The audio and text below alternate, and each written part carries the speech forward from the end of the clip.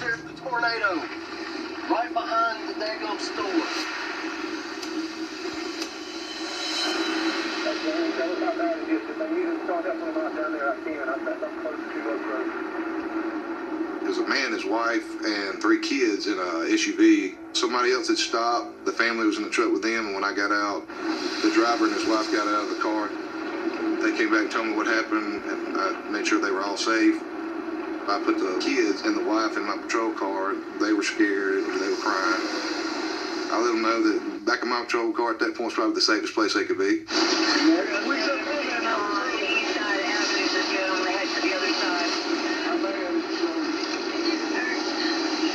We believe that because Sergeant Bruley blocked the interstate with his patrol car to keep traffic from driving into it, he was able to save some lives.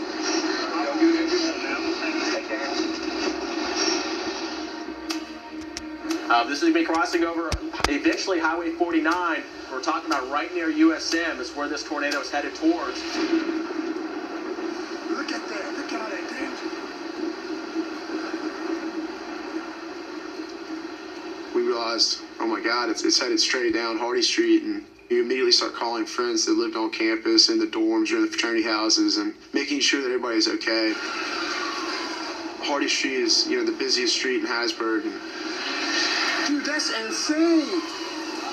that's your initial thought is how many people it could be on that road potentially. Keep going. Keep going. Slow it down a little bit now. The tornado was moving east. We were letting it stay in front of us because it gives us options to get out of the way if we need to. I was filming outside the window, and I could literally hear the structures breaking. I'd never heard anything like it in my life. It was like someone had just put a bunch of metal inside of a dryer and turned it on.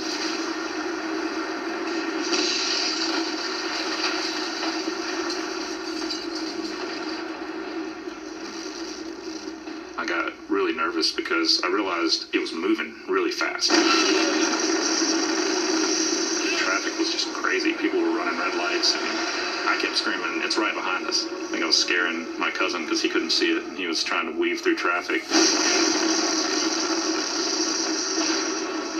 The entire funnel dissipated from the ground up, and for a moment there was all of this debris just hanging in the sky. Yeah, you can go right. I was watching pieces of people's lives kind of rain down, and I thought that at that point the tornado had died.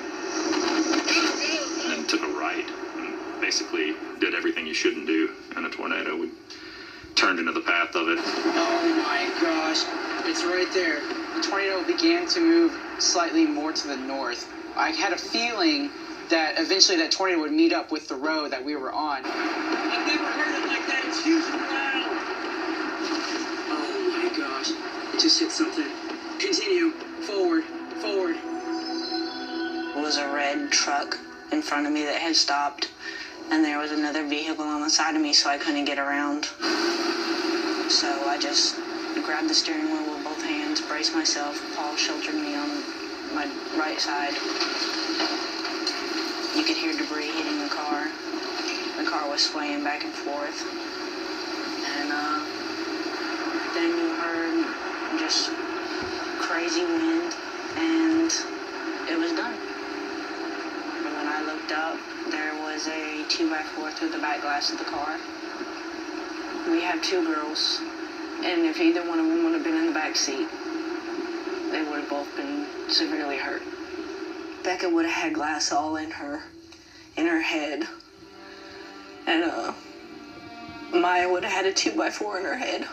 And so when I saw that, I mean, it was over for me, because that's all I could think of was how lucky we were not to have the girls in the car. So Paul took over driving, and all he could think about was his parents.